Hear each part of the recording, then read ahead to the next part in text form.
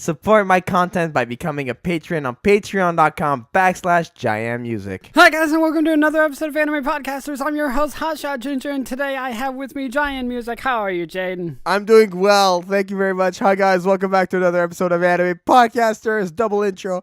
I'm very happy to be here. How are you, Hotshot? I feel betrayed because you offered me the intro and I did it, and then you just did it anyway.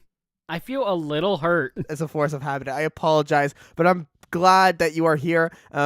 We have an amazing topic today. We are going to be talking about Dragon Ball, Dragon Ball Z, Dragon Ball GT, Dragon Ball Super, Dragon Ball the Broly movie that just came out, a bunch of stuff. It's going to be a Dragon Ball centric podcast, and we have your audience questions at the very end that we will be answering. So I'm very happy to be here with you guys and with all of you. Hotshot, how have you been? How's life since the last podcast? Since I work at a movie theater, the Broly movie has completely annihilated me. In a good or bad way? As a worker, in a bad way, because we've been absolutely creamed ever since it came out. But as a Dragon Ball fan, I couldn't be happier about it. Day one, when we got it, there was actually like an almost sold out theater sold entirely of people decked in Dragon Ball gear. That is what a theater should be like every day, Hotshot. I work at a theater, so please no, just stay home. Go to Netflix. Every day. Go to Hotshot. Netflix. No.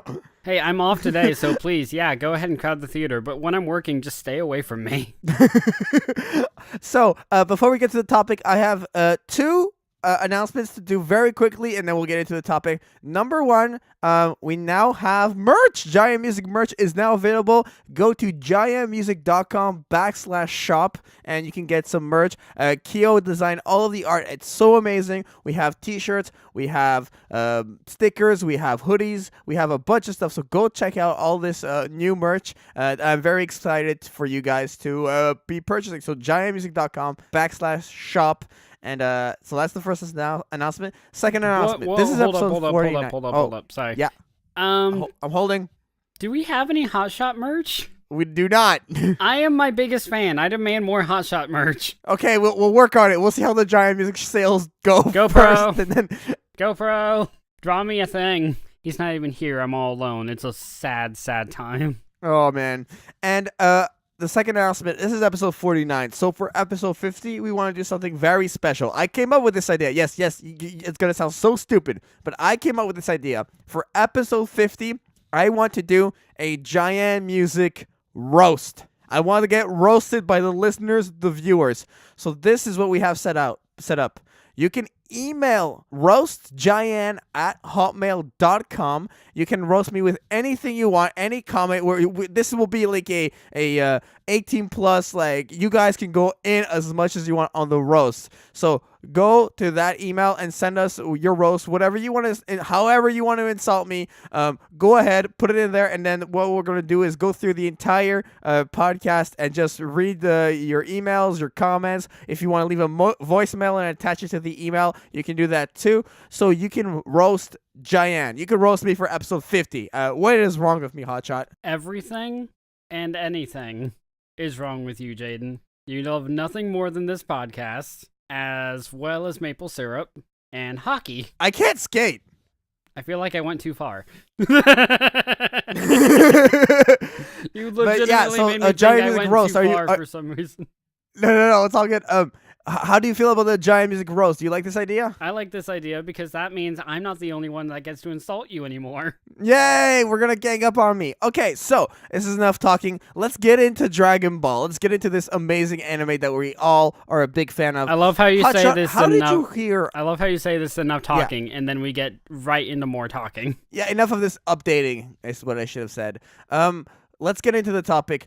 Hotshot, how did you hear about Dragon Ball? How did you come across this, and what was your first impressions on Dragon Ball? My first impression was actually when I was younger, and it was actually to the original Dragon Ball. Luckily, we had a VHS tape of Dragon Ball and the Blood Rubies, so it went through the first, I'm assuming, few episodes of the original Dragon Ball. So I saw Goku at home. I saw him with Bulma, and then it went all the way up until the Blood Rubies were recovered. I don't remember that part all that well, but I met Yamcha. You mean I the met Dragon Chi-Chi. Balls? No, I mean Blood Rubies. They were called Blood Rubies. They were called Blood Rubies. I did not know this. What? There's a VHS movie called Dragon Ball: The Blood Rubies from I don't know how long ago, but that's what it was. I think it just like hashed in a bunch of episodes and compiled them together, but I'm honestly not 100% sure because I didn't see it since I was like 7. But Oh my, yeah, this is a thing. yeah, it's a What? legit thing. That's a thing that I owned when I was a kid. Curse of the Blood Rubies. Curse of the Blood I did not Rubies, know this okay. was. Wow. Okay. I legitimately thought you were confusing Dragon Balls with Blood Rubies, but no. This is a whole movie. Okay, this is really cool. So it starts with Goku and Bulma at Goku's place, and then they work their way to the Desert Bandit being Yamcha, and then it goes on further till Chi-Chi and the Ox King, and Master Roshi actually at max power using Kamehameha, and that's amazing. And there's one more arc in it, but I can't remember what it is, unfortunately. But I see like all the major characters that I see come back, and I just fell in love with it. Like, I mean, Wow. probably I like Power Pole Expand and the Flying Nimbus a lot more than I should, especially Those are classics. Those are the classics. Those are man. classics, yeah, but like after like Dragon Ball, like after original Dragon Ball, they hold no place. They do, but they don't, but they do in the sense that they are nostalgic. They're iconic. They are They're so iconic, nostalgic.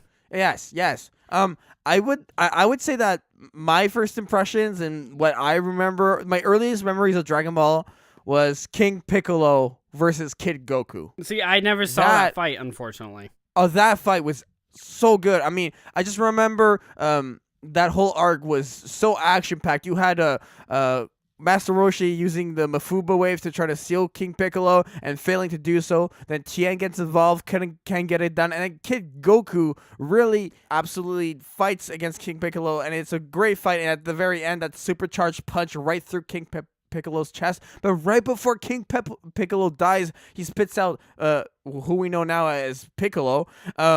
And it was just such a great fight. And Dragon Ball to me was the anime that introduced me to my love for anime. Does that make sense? It does. And actually, I do remember seeing something along that line. Isn't that where the Dragon Fist or Ape Fist came in? Yes, the Dragon Fist. Yes. Like a fist so powerful that he actually charges through Piccolo. Dragon Fist. It is Dragon Fist. Yes, okay. that's the fist, dude. I mean, that is a move that I definitely remember, but from another series. Oh, what series? I love that move. That move is my favorite. It is. Yeah, but what series it is do you remember actually it from? legitimately one of my favorite moves. I first saw it in Dragon Ball GT, though. I saw it used on Super 17. Oh, I remember this Super 17. Oh, that we're jumping all over the place, guys. We're gonna be going all over the place with Dragon Ball. So I hope you've watched like everything. Personally, GT to me was the weakest of all the Dragon Ball series. Well, I mean, yeah, that's kind of why they Dragon Ball retconned Super, it Dragon out. Ball Z, and Dragon Ball. Yeah, I mean that's why it's not canon. There was a lot of stuff that was wrong with GT, and I don't want to get too far down the GT rabbit hole. But what were your thoughts on GT with Goku at the very beginning? Like it was really the first series that continued Dragon Ball Z, where you had Super Saiyan 3, Goku teaching Oob, and then they go to the another Kami house, the oh my god, why am I forgetting? Dende's palace up in the lookout. What? Yeah, the lookout. They go to the lookout and they start training, and then you have Pilaf wish for Goku to go back to kid size. Of all things to wish for, you just wish him to go back to kid size. And he's doing that to like bring Goku back, so he won't be as powerful, so it will be easy to defeat. No, really, you just made him smaller. He can still go. Just wish for immortality. He can still go Super Saiyan. He can still do all this and everything else. So making him smaller honestly just makes him a harder target to hit. He does get weaker. I remember him being not as strong. He had a harder time staying in Super Saiyan 3 and just stuff like that. But why don't you just wish to like kill him or wish to be stronger than him? I don't understand. Like there's a lot of moments of like Dragon Ball logic. I think for when it comes to killing Goku, I think he wanted to take care of it personally. So like he wanted his blood on his hands, not like Almighty Dragon, kill my enemy for me. Like he wanted to kill them. Because I mean, if Dragon Ball showed us anything, it's that villains like it when they kill who does them wrong. They don't want anyone to do it for them. They want to do it. Like no, definitely. I mean sorry to jump around again, but a prime example of that is Frieza in the Broly movie. Oh my God, Frieza! Yeah, I know. I absolutely understand that, but I just wanted to conclude this on GT. Yeah, To me, go, it just go. felt like it had a weak start. It had a weak start, and then it was just all rambly in the middle. And for the longest time, they don't gather the Dragon Balls, and then at the very end, they managed to to gather the rest of the Dragon Balls. Trunks did not feel like a strong character to me. I wanted future Trunks, not this like teenage Trunks that just kind of happened to be there. And Pan, I wasn't a fan of Pan. The villains were very weak, like Super 17. So you're just rehashed an old villain. I guess the Omega Shenron was cool, but just to me overall, Dragon Ball GT was not a good series. But yes, if you want to go to Broly, I'm listening. I'm all ears. I just saw this last week. I loved it. So I saw it, like I told you off recording. I saw it without seeing any of Super, but I knew a little bit about the Tournament of Power. I've seen Battle of God, so I knew Beerus and Whis and everything. But just jumping along, I did not expect it to start with the destruction of Vegeta, and I honestly love that arc, and I love all the characters in it. I love Bardock, I love Gene, I love Broly, I even love Paragus. Like, I love a lot of these characters, and for that to actually have a fresh new feel to it, I love it. It's really pretty and really easy to do. And with new characters coming in, Chilai, and unfortunately I can't remember the older guy's name, her partner. Do you remember? Oh, I know. No, I don't remember the name, but I know who you're talking about. Yeah. But it's okay. So those two coming in they actually felt important to the story. Like, they weren't just, oh hey, here's Broly, now we did our part, you're done, you're good to go. But they actually contribute, like actually end up being major characters. And the way they find Broly and Broly surviving, I just wish that we could have seen Broly actually as a great ape. Unfortunately, we didn't yet. By the way, spoilers, guys. I think that kind of went on, like, self-explanatory here, but yeah, spoilers. I wish we could have seen Broly as a great ape instead of it just being implied, but still. No, I know. I mean, he does go great ape in the sense that like he takes the great ape energy, and like his first transformation is him like having taking in that energy. Yeah. It's him having he takes the power. That energy, and he like really goes after Vegeta. Yeah, him having the power of a great ape, but still being like in his regular form, because he can't actually go great ape anymore. Though the small problem with that for me is the fact that, so he has great ape power the entire time, and meanwhile Vegeta and Goku actually go from Super Saiyan to Super Saiyan God to Super Saiyan Blue, and great ape energy is keeping up with all of that. Like, that is before Super Saiyan even activates for Broly. No, I know, it's insane. Broly is on another level. Literally, it takes they needed to make the non-canon Gogeta become canon. Like, we've gotten so far down the rabbit hole of like power that you have to bring in non-canon characters to make them canon. I mean, they literally have Broly be strong enough to go head to head with Beerus, is what Goku said. Like, Broly might be stronger than Beerus. That's insane. That's literally a God of Destruction level. I remember like at the beginning when of Super, when Gods of Destruction were introduced, I was like, okay, so this is the new tier. You know, like Goku's gonna have to fight his way to like get to that level. But then we get to the Tournament of Power, and you have characters that are like God tier levels, like literally God of Destruction tier levels, and you're like, wait, what? That makes no sense. And then you get Broly in there. Like, the power scaling in Dragon Ball is one thing I will never understand. There's a reason why they got rid of Scouters after the Namek arc. These power levels, these attacks, everything are just so out there. They mean absolutely nothing. And by that, I mean Scouters. And, okay, so something that I do like a lot more about this Broly than the last Broly.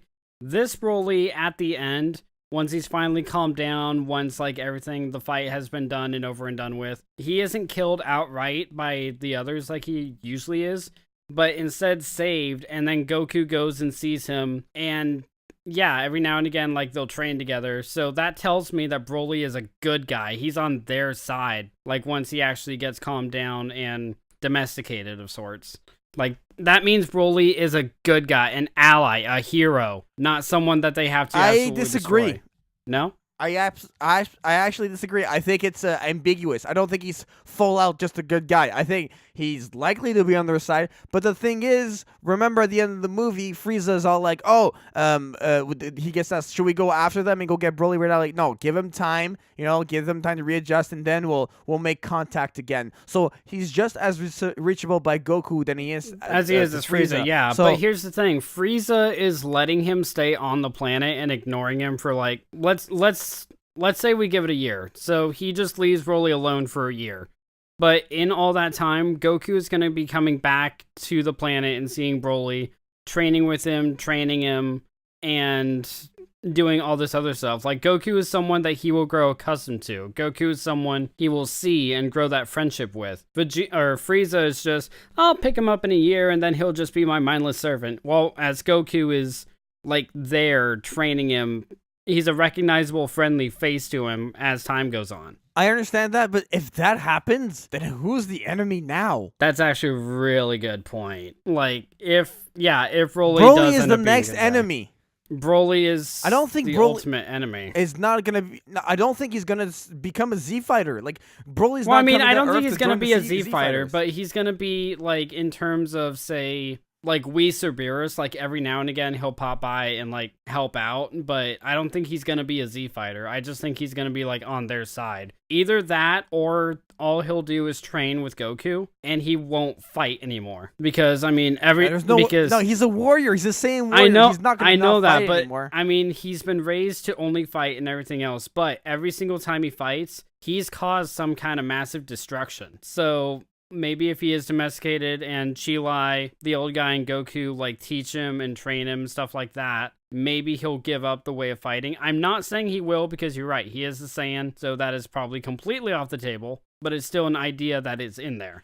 I mean, it's possible. There's so many possibilities after this movie. Like, the ending of this movie really leaves it wide open to what's going to happen next. And the thing is, after this movie aired, like after the first week it aired, a lot of YouTubers, anime YouTubers, and a lot of these random websites were making articles like and just announcing Dragon Ball Super renewed. It's renewed. Like, everyone's like freaking out. Oh, Dragon Ball Super. And this is kind of what I hate about the anime community on YouTube. And just like in general, people, when they hear some sort of information, they will just jump and flock to it and just be like, "Oh, this is 100% sure. This is 100% the case." Instead of opening to possibilities of it actually being, "Hey, this could happen," or it could completely flip and this could happen instead. They're just like, "Okay, this is happening and this is the way it is." But then Toei comes out with this statement saying that they don't have any plans to renew Dragon Ball Super in the near future. I mean, I think they will, logically, but it's not happening right now. And stop freaking out so crazily, guys, in the sense that you can't just because you see something online and you just a YouTuber you subscribe to is like, "Oh, Broly, Dragon Ball Super was such a hit. It's gonna be renewed, most likely, but it's not confirmed yet. So just breathe through your nose and just think this one through. Don't be so emotional to jump to it." I just felt I needed to vocalize that on the podcast. Another point I wanted to say about Broly is this. How crazy, I know this is gonna be random, but how crazy was the animation in that movie, dude? I loved it. It was really pretty. It was really, like, I mean, obviously, like, if you're prone to seizures or anything like that, yeah, no, this is not for you, but Oh my god. I mean, it's not, though. There's lots of flashes. There's lots of energy blasts. There's a lot I know, but like, of all things to say, yes, no, I agree. The only reason I'm actually saying that is because in my workplace, we legitimately have a warning sign dedicated to it. I mean, I saw a warning sign too when I went to see it at the movie theater. It's like, yeah. That's the only reason I'm saying it, is because it's pretty well known at this point. Plus, it's Dragon Ball, so it's even more well known. So, but the animation, as far as the animation goes, it was crisp, it was clean, it was fast, action-packed. I loved it. It was very, very, very pretty to look at. Oh, I loved it. I loved it so much. I wanted to go here with you. Who was your favorite villain out of all of the Dragon Ball universe? Boo. Which Boo? Kid Boo. Okay, Kid Boo. Why do you love Kid Boo so much? I love all of Boos except for, I'm sorry, I don't like Majin Buu at all. Like, even when he's evil, and especially when he's good, I do not like Majin Buu. But what? Yeah, Why? I don't know. I just like I hate it. I don't hate him, but I really don't like him. Is there anything that makes you not like him? I just find him like really annoying and really just he picks Hercule of all people to hang out with, which I hate even more. And yeah, I don't know. It's just a really weird connection hate. I feel like I don't like Hercule. Boo hangs out with Hercule.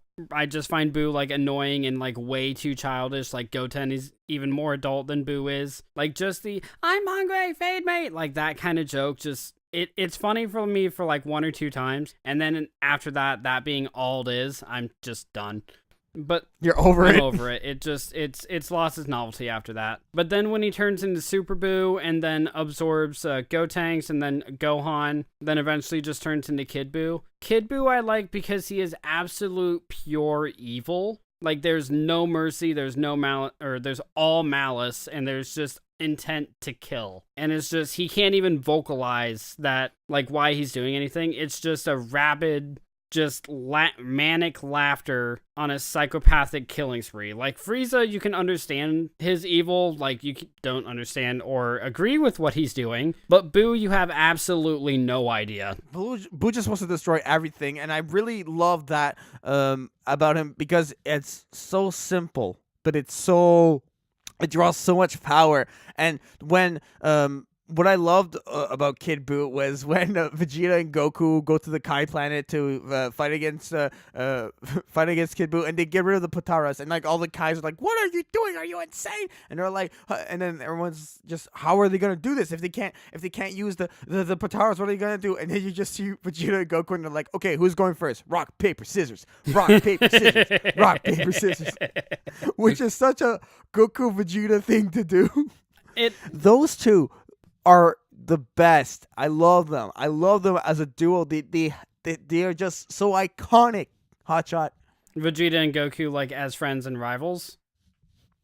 Yes, they're probably the most iconic in that pairing. Like that's why we have pairings across anime like Naruto and Sasuke, or Black Star and Kid, or I mean there's like several more to draw from. Like almost every anime has something of that aspect, and I don't even know if Goku and Vegeta are the first ones, but they are definitely probably the most recognizable. They are one of the most recognizable. What I love is how different they are. Like Goku is this very I wouldn't say soft, but he doesn't have the killer instinct that Vegeta has, and he's more childish, and he's more what's the word, not carefree. Relaxed, but just more freely carefree. Carefree is a great way, and Vegeta is so way more prideful, more prideful, like goal oriented. Just like doesn't like unnecessary tasks or like meaningless stuff. Just it's training, goal oriented, get stronger than Kakarot, that kind of thing. Just completely like narrow sighted, whereas Goku is just completely open to pretty much everything. Kind of like how you're like Vegeta when it comes to the podcast, and meanwhile I'm Goku, just easily getting distracted by everything around me. And then yes, when I have nothing else going on. I'm clearly more powerful. I'm clearly more powerful though, so I guess it kind of makes sense. Wait, that would mean you have Goku's power, but you're Vegeta, but I'm Goku, but I'm have Vegeta's power. Yeah, I will take that. Yeah, no, I don't like that trade. But you explained it so well, so I think you're okay with it. Give me back Goku's power. I mean, listen, since you have Vegeta's power, I'll give it back to you when you go Super Saiyan 3. How about that? I will dye my hair and grow it out just to prove you wrong. Did you get that joke, by the way? Super Saiyan 3? Yeah, Super Saiyan 3. Well, yeah, Vegeta can't go Super Saiyan 3. Although he can go Super Saiyan God and Super Saiyan God Super Saiyan. And another thing I hated about GT, Super Saiyan 4 was so dumb, but the way that Vegeta goes Super Saiyan 4 is he gets Bulma to build him a beam to shoot him with the beam to transform it into a Super Saiyan 4. What the hell? Okay, I will fully admit to both of those points. However, I actually really like Super Saiyan 4. I like Super Saiyan 4 Goku, and I like Super Saiyan 4 Gogeta. Super Saiyan 4 Gogeta was cool just because it was Gogeta, but what is cool about Super Saiyan 4 in general? Because that makes no sense. Murderous intent Saiyan. Can you elaborate? I mean, when you go Super Saiyan, and then up to Super Saiyan 2, then up to Super Saiyan 3, then up to Super Saiyan 4, with each level, you grow more and more like Saiyan battle hungry. So like Super Saiyan 1, you're just here to finish the fight. Super Saiyan 2, you lose yourself to the thrill of the fight. Super Saiyan 3, you're back to like basically wanting to obliterate the enemy, proving you're the best. Super Saiyan 4, you only want to use like in front of enemies because anyone who gets caught in your line of sight, you will kill. And it's just something that like the more power you get, the more like you lose yourself to it kind of spiel to me. Plus, I mean, I just like the design of Super Saiyan 4, if I'm being completely honest.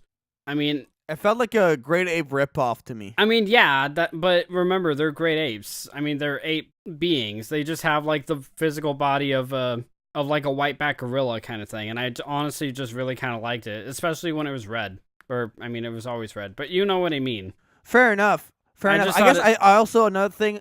Yeah, go ahead. I just thought it looked cool, really, and the fact that like in GT when Goku went Super Saiyan 4. I mean, the fact that he went 4 when he was a kid, but Super Saiyan 4 mode was grown up, made absolutely no sense. But I don't know. I just like the power. I want to add to that. To me, what's cool about a Super Saiyan form is the journey. Like when Goku goes Super Saiyan God for the first time in in Super, when they have all of the Saiyans holding their hands together and then he goes Super Saiyan God, that was cool. That was really cool. But then when Goku goes Super Saiyan 4, he's on the Kaioshin planet and they literally have to grab like huge pliers and pull his tail back out. Like, I mean, this is ridiculous. No. It's like many scenes are just him going, ow, ow, ow, and they're just pulling his tail. And it's like, what has this become? Like, where are we going with this? And I guess it came into that clutch moment, like those Super Saiyan moments where he goes into Super Saiyan 1 after Krillin dies on Namek. That was really clutch because Frieza was getting more powerful. And what else do we have to destroy Frieza? We just used the Spirit Bomb, and that didn't work. So I do appreciate that sense of Super Saiyan 4 where it follows the clutch moments, but at the same time the journey of how we got to Super Saiyan 4 was just no good at all to me, and I could definitely leave it on the side. No, I'll completely leave that. Like the journey to 4, yeah, no, that can just be thrown out the window. But the end result of 4, like the power, the look, and everything of 4, that I like. But everything else about it, literally everything else about it, yeah, no, just toss that in Yamcha's mouth. Just feed garbage. Favorite feed garbage Dragon Ball attack. Favorite attack? What was your favorite Dragon Ball attack? Super Dragon Fist. Ever on Dragon Ball. Super Dragon Fist. Really? Why? I just like a move that you can charge through your entire enemy with your entire body and just like completely rip them to pieces. And the more I think about it, it's actually between that and another one, but it's a really hard call and it's just those two moves. And the other one would be Instant Transmission Kamehameha. My favorite is Kaioken. I think I've been thinking about it. Kaioken. I was making a reference. Oh yeah, in the TFS. Yeah. My favorite TFS moment with Kaioken was when they were doing the Galligun and Kamehameha struggle, and then like Goku's like Kaioken, no, which is no time, no. No, four. One of my favorites. I love Kaioken. One of my favorites from TFS 2 actually is it was in the Slug movie where Goku just goes Kaioken, and at this point Piccolo had ripped off his ears to avoid whistling and everything. So when Goku yells Kaioken, Slug goes Kaio, then you just hear Piccolo in the background. What? It falls together really perfectly. Oh, I love that Slug movie where like the villain kept trying to attack Piccolo and Piccolo would just blast him out of the house every three, like it happens 5 times in a row. And okay, TFS one more praise to TFS. The return of Cooler once Vegeta and Goku get frozen or get captured. Goku just goes, keeps kicking me in the dick. Why? Why does he keep kicking me in the dick? And then just capitalizing on that joke. Wow. I can't believe every single one of them kicked you in the dick. And then Vegeta just goes,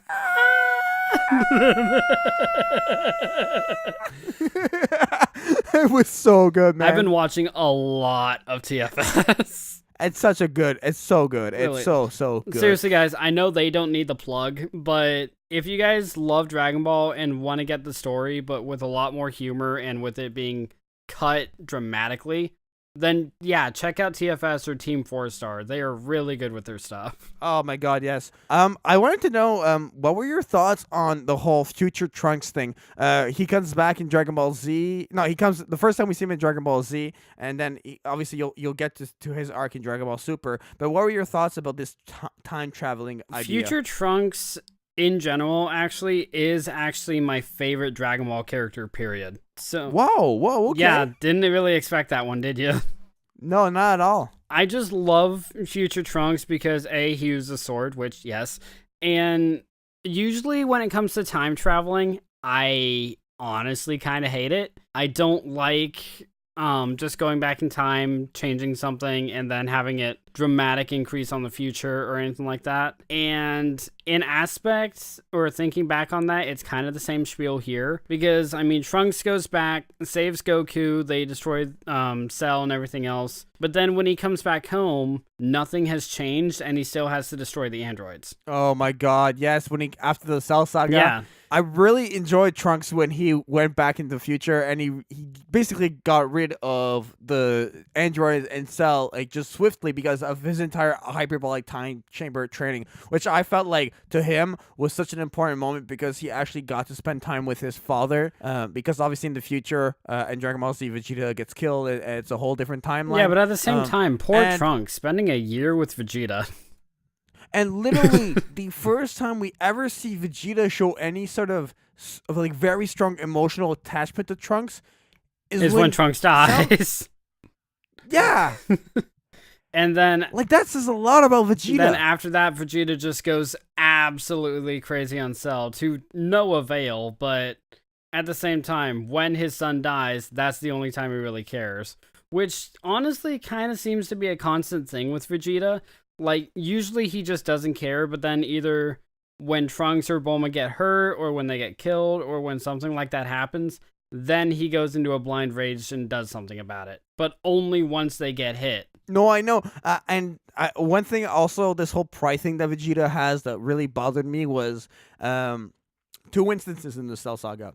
First one, it's Goku dies, so it's Gohan versus Cell, the final Kamehameha. So Piccolo, Krillin, Tien, and Yamcha all decide to go over to Cell and just attack him and blast him just to give Gohan any sort of edge. And Cell is just fighting back and taking care of them. And then Vegeta's like, oh, "Can we really win if I go there and actually help out Gohan?" And had Vegeta not gone there and blasted that Big Bang attack on Cell, that's what allowed Gohan to really blast him away and give him the fighting edge and to win.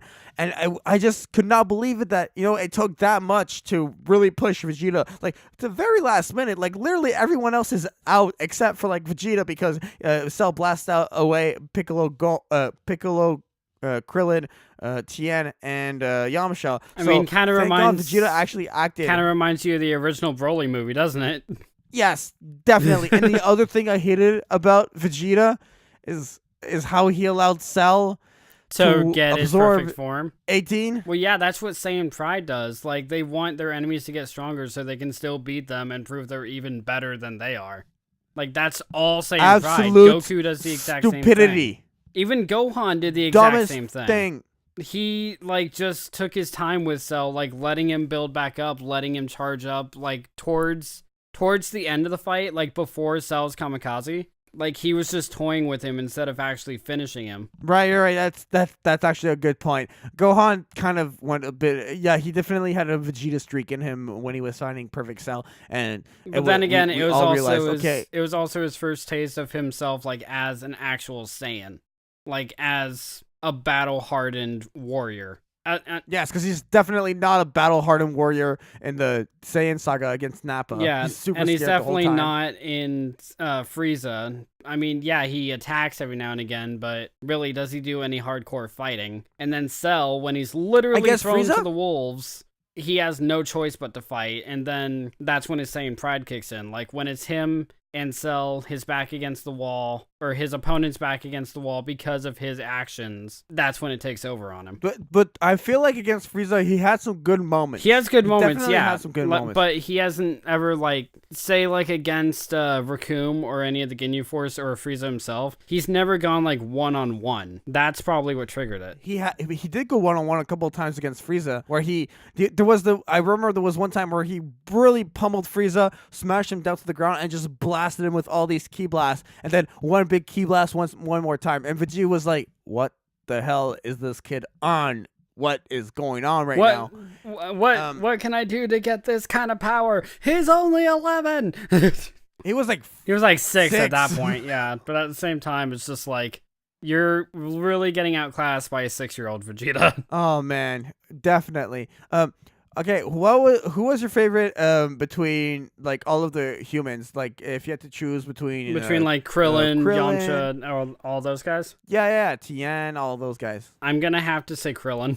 Krillin was definitely a good one, and I would have to agree with that. What are your thoughts on Krillin? I love Krillin. I just love, like, every character, every main character especially, needs that best friend character who, like, even if they don't add a whole lot, but still try their best and still, like, honestly, more times than not, offer comedy relief. I love Krillin in that sense, because ever since Z came out, yeah, his fighting prowess hasn't exactly been the best, but he's still out there fighting. He still fights for the Cybermen. He's the one who goes to Namek with Bulma and Gohan. He's the one he also starts fighting Cell Juniors, and if not for him, we wouldn't have had one of my favorite characters come back, 18, because honestly, if Gohan hadn't punched her out, and if Krillin actually had blown 18 up when he was supposed to, we wouldn't have her, and she turns out to be one of the best characters in the Dragon Ball roster.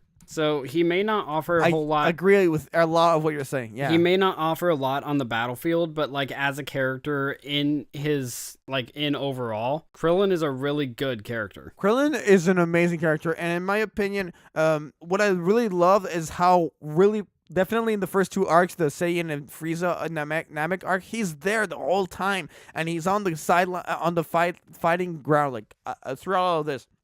Against Nappa, against Vegeta, against the Ginyu Force, against Frieza, like he's really there throughout, and he knows going in that he's not really going to be able to add a whole lot, especially with like the power levels that the Saiyans are, or like that Frieza ends up being, or the androids even.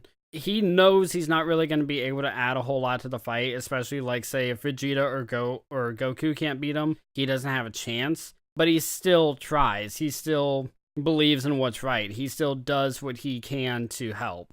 I mean, more often than not, 100%. More often than not, that means just holding on to a bag of sensu, but he's doing more than Tien or Yamcha. I had this hard time, but I think it's him that's stronger than Tien, but it's always been weird to me that whole who is stronger, Tien or Krillin. I think Krillin takes it. Krillin has Tien's no joke. Krillin has the title of World's Strongest Human, but if you remember, Tien isn't human. Wait, Tien isn't human? I think you're wrong on that. Tien is definitely. Go ahead and look that up. Okay, I will look it up. And I also disagree on the strongest human being No, I know he may not have, or he may not actually be, but as far as I recall, he has that title. I definitely thought Oob was stronger. Oh, Oob might have taken it then. I'm not sure. Oob literally has the power of Boo. Boo, just as a human, yeah. Which, honestly, Oob left very little of an impression on me, so I honestly forgot he even existed. Okay, characteristics for Tien.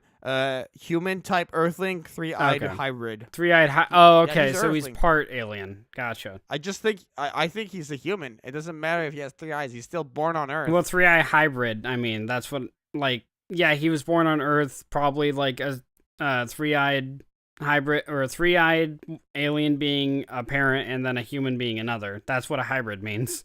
Right, but I know, he's still human, right? He's still human, yeah, so I'll admit that wrong. You don't have to keep pushing that. No, sorry, I was just confused. I just wanted to Okay, you're good. Confirm it. Apparently, yeah, the 3-eyed people also called Triclops, is an ancient group of three-eyed people from which Tien Shinhan is descended. So it's like a clan on in the Dragon Ball universe. This is what I love about Dragon Ball. There's like all these races. There's the Namekians, the Yardrax, there's the Frieza race, there's the Three-Eyed, there's the Boo. There's a whole lot of races that get thrown into you. Like hell, even the gods of destruction, or the angels, or the Kais, or the Saiyans, or any of that. They all get thrown in, and they all have like their own, like what they believe and what they're good at and everything else. They have separate things that actually separate them into species and culture, which is honestly kind of amazing. And I also love that after in Super, we definitely have a thing where there's we open it up. It's not just planet Earth anymore. We go out there. There's other universes. There's more. There's even more out there. We really open it up. I mean, to, like, hell, everything that's available in Super. In the second episode, Whis even says we've searched all over the 7th universe for this. It's like, wait, 7th? You mean there's like at least 6 more? It's just like, yeah, okay, I believe you. This is Dragon Ball, so anything is kind of on the table here.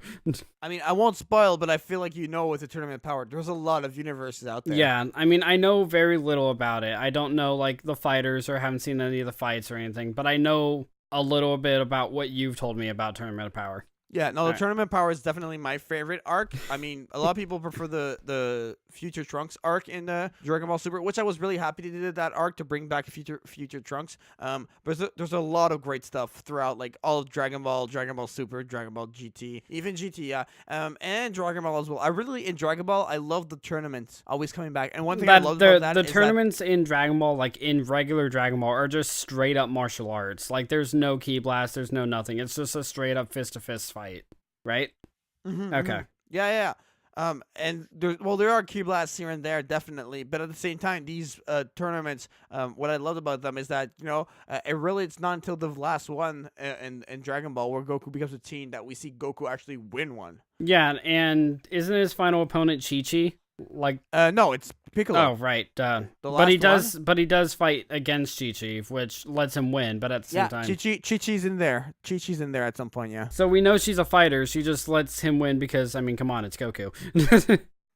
And this is still Goku still wins though. Well, I mean, this is still when she's head over heels for him. So like literally do anything to see him smile, like she was when they were kids. So. Oh man, good so times. I know we're getting deep into this, but there's one more topic I want to cover before we start like getting into fan questions. Oh man, yeah, I have like a bunch of other topics, but like I don't want to go on too long. But yeah, go ahead. That's kind of why I'm saying yeah, because if we just talk about Dragon Ball all day, we'll literally talk about Dragon Ball all day. Okay, we'll do your last topic, my last topic, then we'll get into questions. So mine's Yamcha, just in general. So in like the original Dragon Ball, he was the desert bandit. He was feared, he was known, and he was merciless. The only problem is he could not talk to girls of his age. So like when Bulma came around, he would just completely shut down.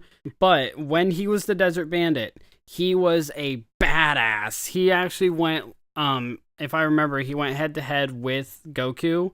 When he was a kid, yeah, but still. And just the only thing that stopped him from using Wolfang Fist, which back then was an actual very cool move. Then Bulma comes around and he just completely shuts down. Unfortunately, that's my only draw from him from Dragon Ball. And then we get to Dragon Ball Z, where he ended up dating Bulma and then they break up and everything else. And then he's just utterly useless. He is the butt of a joke throughout the rest of the entire Dragon Ball canon.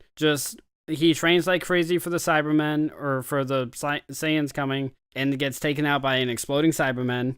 And he trains again and gets almost killed by Jiro or 19. And he's just a butt of a running joke. We've seen how good this guy can be, and then now we're just seeing him literally get crapped over every single arc. Literally. Like, I love Yamcha as a guy. I love him as a character, but he lost all of his badassness, like all of his cool factor was gone after after Dragon Ball. To me, Yamcha was a character, like, it was like the 9-day. Dragon Ball was like super badass mode.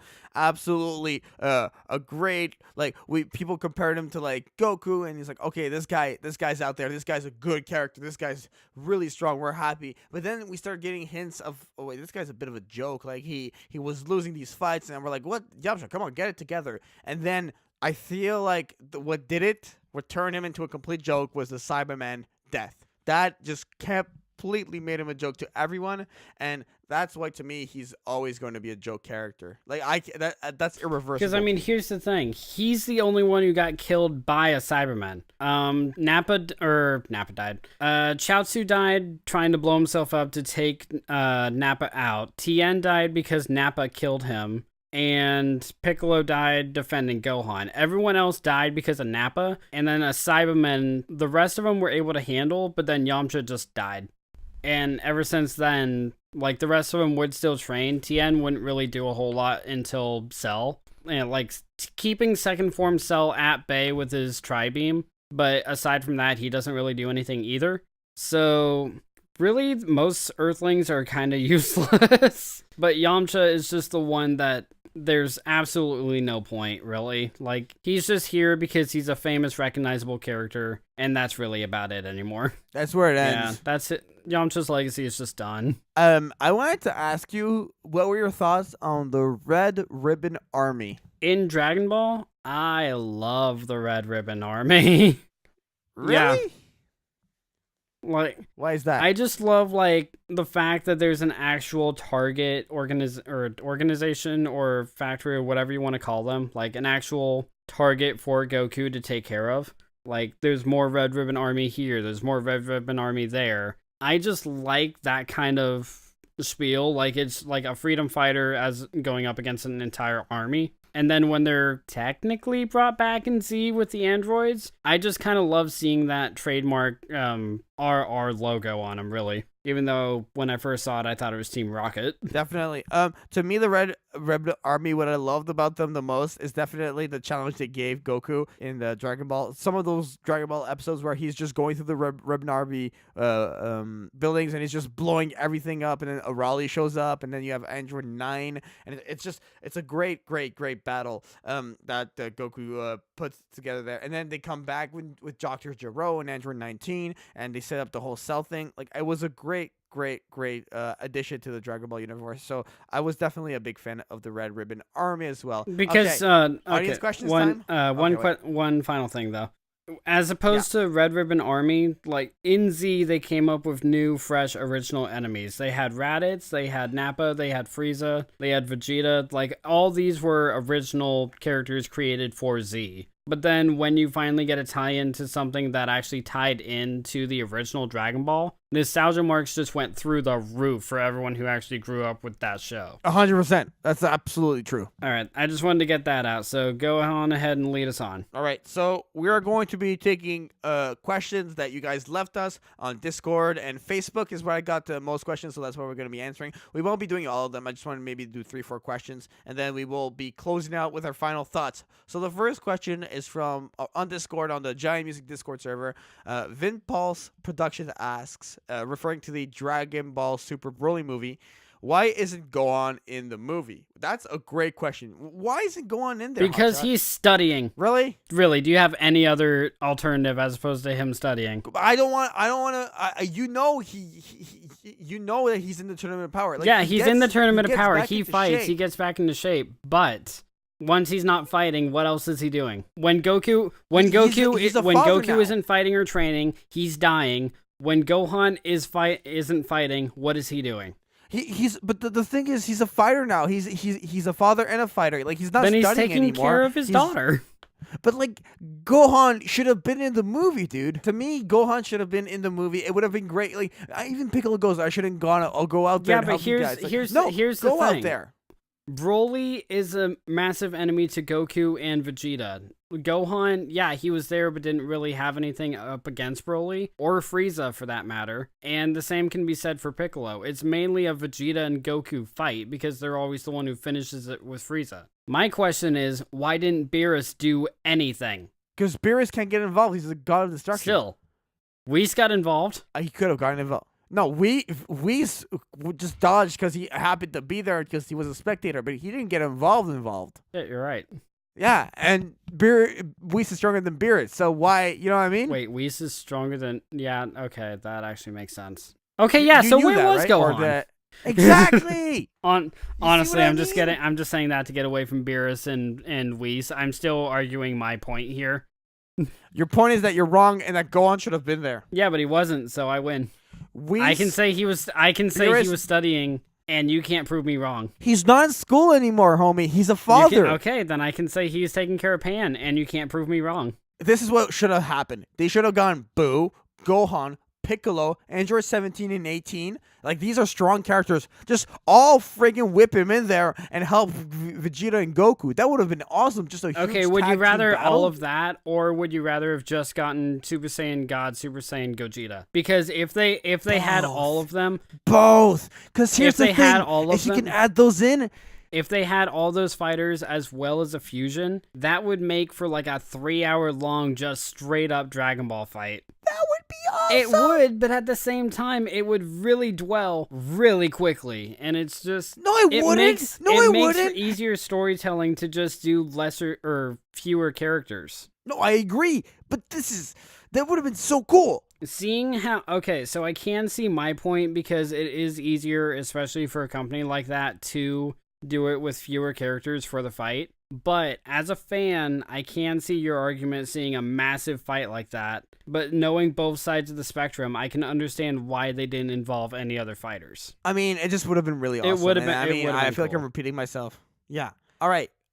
So let's get to some other of these questions on Facebook. All right, I actually we got have a question those from- ones pulled up over here. So we got a question from Andy Lee saying who's the strongest Earthling, which I honestly think that we talked about a little bit. We kind of had a back and forth between Tien and Krillin. Oob. And Oob got is stronger. Involved. Yeah, I know. That's kind of why I took a minute and rethought about what we said. Hercule is the strongest Earthling of all time. No. Hercule here's the thing. No. Hercule could call on Boo. That's not fair. But that's literally That's true. not his fighting. But it's still Hercule it's his is extension of him. Yamcha is stronger than Hercule. Okay, here's what we do. Hercule calls on Boo, and then Boo literally molds himself onto Hercule, and then Hercule controls Boo's powers. That's still not his own power. That's not him being the strongest Earthling. That's him fighting as Boo or using Boo's strength. He is an Earthling, and no. in that state, he would be strong enough to defeat Krillin and all of the Earthlings put together. That is not true at all, because he's not fighting as an Earthling then. He's using a Majin's power. That's not his power. Who's the strongest Earthling with Earthling's power? Uses a Majin's power. Oob uses a Majin's power. Yeah, but it's his own power. But it's a Majin's power to begin with. Yeah, but it's his power that he has naturally, not, hey, Boo, grab onto my body and then let me use your power.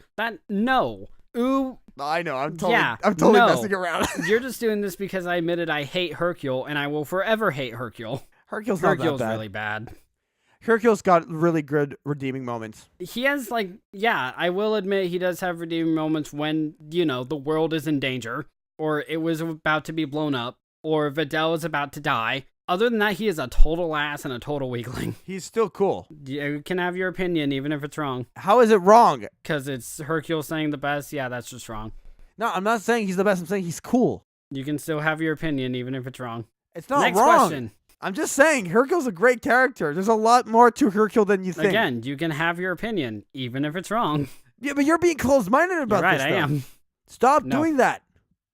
Okay, fine. Last question. No, there's not that many questions, guys, but still. Frédéric Gagné asks, why Krillin has no nose? So the English is kind of broken here, but why does Krillin have no nose? Which is a legitimate question. Because then it would just be another target for Cell to break. What? What? If you have a nose, that's an easy part of the human body to break. What? But how does he breathe if he has no nose? Krillin has powers. Think he goes, Krillin, come on. Krillin has powers that he can breathe through his ears. No, he Krillin doesn't. has no nose because some jackass in designing just forgot to add a nose, and then forgot to spread the message, hey, I forgot the nose. So when they saw him without a nose, they just kept drawing him that way. I still feel like he needs a nose. But here's something I pulled up. He does not possess a visible nose and has 6 spots of moxibution burns on his forehead, a reference to the practice of Shaolin monks. Toriyama once stated seemingly humorously that Krillin's lack of a nose is because he has a, quote, physical idiosyncrasy that allows him to breathe through his pores and his skin. Okay, there we go. That's why Krillin has no nose. He breathes through his pores and his skin. That makes no sense. It's Dragon Ball, dude. Okay. Last question I want to ask you, because you just made me think. What the hell Dragon Ball logic moment that you had in all of Dragon Ball? Like, what's that one moment when you went like that? You know what? Dragon Ball logic. Senzu beans. What? But no. Wait. What? Why? Dude. You eat a bean, and then you magically restore all of your battle damage, broken bones, internal bleeding, everything like that, and magically restores you all the way up to full power, no matter how badly you're beaten down. Although they can't work on illnesses. Those are great. Yeah, they're great. I won't say that they're bad, but it is still a what the f*** moment. Okay, my moment is when Nappa shoots a huge beam to Gohan, and Piccolo gets in the way. But his legs are spread every time. Wide open. No. They are, though. That too, but he would have had the time to grab Gohan out of the way. I mean... Another one. Apparently Master Roshi in Dragon Ball can destroy moons. Yeah. Yes, he can. There's a lot of Dragon Ball logic stuff that makes no sense. We have a talking turtle, as well as a talking pig and a talking flying cat. Okay, I'm good. I'm good. This is where it ends. Honestly, we should do another podcast, just top 5 what the Dragon Ball moments. If you want, we could do that. But seriously, that was all the questions. I don't know what else to add now. And just so much WTF stuff happening here. It's Dragon Ball. Like, it's weird. It's crazy. It has awesome fight scenes. It has stupid characters. It has amazing, iconic characters. But it is something that we love. Definitely. All right. My final thoughts on Dragon Ball. I really love this anime, and it's what allowed me to really enjoy all of the other series I watch. And through all the other animes I watch, I find ties to Dragon Ball. I find that the main character resembles Goku, that the enemy resembles Frieza. There's a lot in anime that was influenced by Dragon Ball, and it's this amazing, iconic anime that everyone should at least give a try. So if you've never watched Dragon Ball, first of all, how the hell did you get this far into the podcast? Second of all, go watch Dragon Ball. It's so good. It's so action-packed, and it's just it's like the 8th wonder of the world to me. As an anime fanatic, I love it.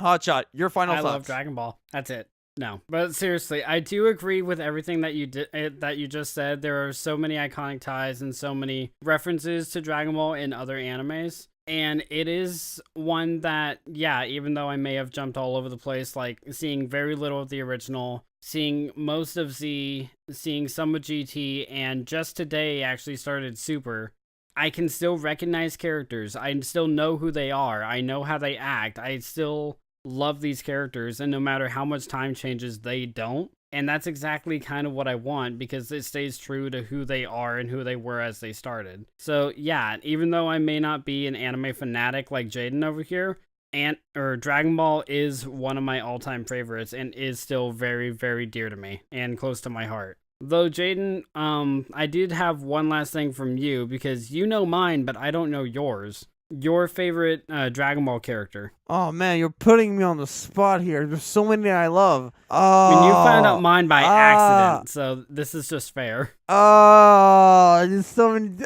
Okay, guys, thank you so much for listening. I'm kidding.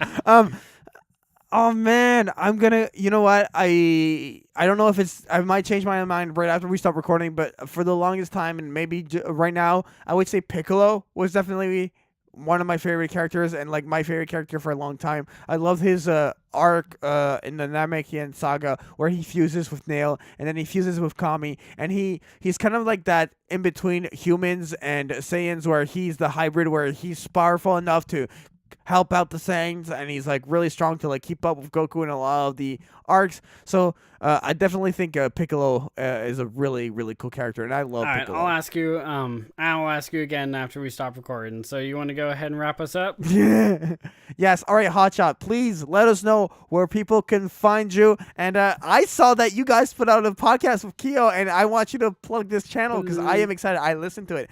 Great stuff. Go ahead. Let the viewers know what's going down. So, yes, finally, Caution Ginger, or Hotshot Ginger, I have changed my name so many times, has finally got a video up, but it's not on my own channel. It is on a channel over called Nostalgia Brothers, and it is a channel that I do with GoPro Kyo and another friend of ours. We will be doing podcasts, and we will be trying to get Let's Plays and stuff like that out for you guys on that channel. And also, I have made a promise to myself, 2019 is going to be the year of the Ginger. That means I will actually be getting Let's Plays out for you guys, hopefully. If not, I will at least be doing podcasts and something to add on my own channel, so that way Jaden will have to listen to me for once. I am so excited for you. You have no idea. I love the fact that you put out a podcast with GoPro Kyo. And then, guys, it was really good. It was like about video games. It was super nerdy. And if you guys are nerds, just like myself, go give it a check it out. The link will be in the description of the YouTube video for that. Go subscribe to Nostalgia Brothers.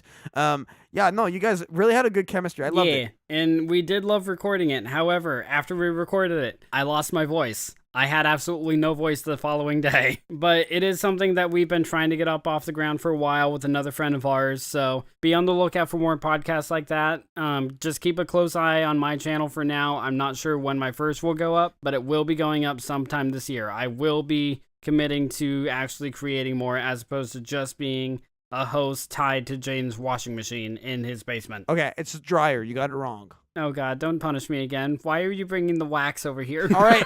Also, I just wanted to ask about Nostalgia Brothers. So you guys have the one podcast out right now.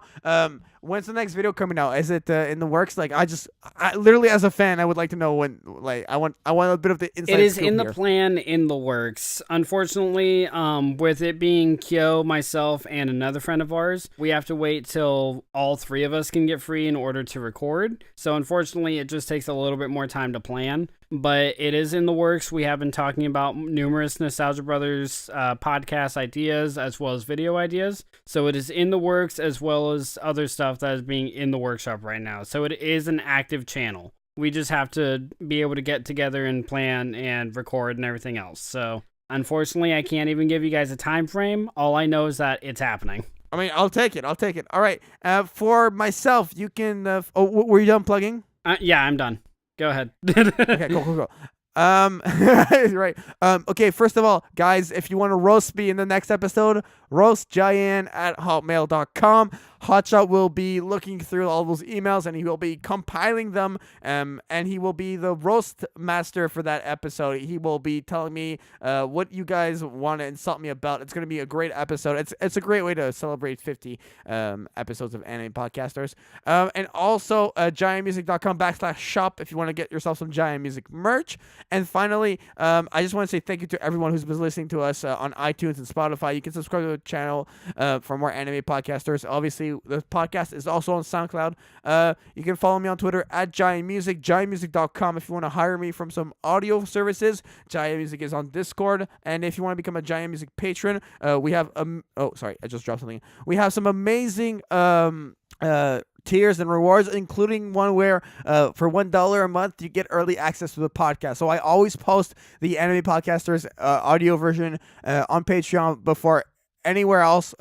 So go check out Jaian Music on Patreon and pledge if you want to support my content. Thank you all so much for becoming Thank you all so much for listening to this episode of the podcast. Really appreciate it. I can't believe it. Yo, we're one away from 50. We're one away from 50, Hotshot. Whoop, whoop. Whoop, whoop. Can we get 100 before the end of the year? Do you want to challenge that? I really, really don't. All right, guys. Thank you all so much. We will see you in the next episode of Anime Podcasters. Bye. Bye.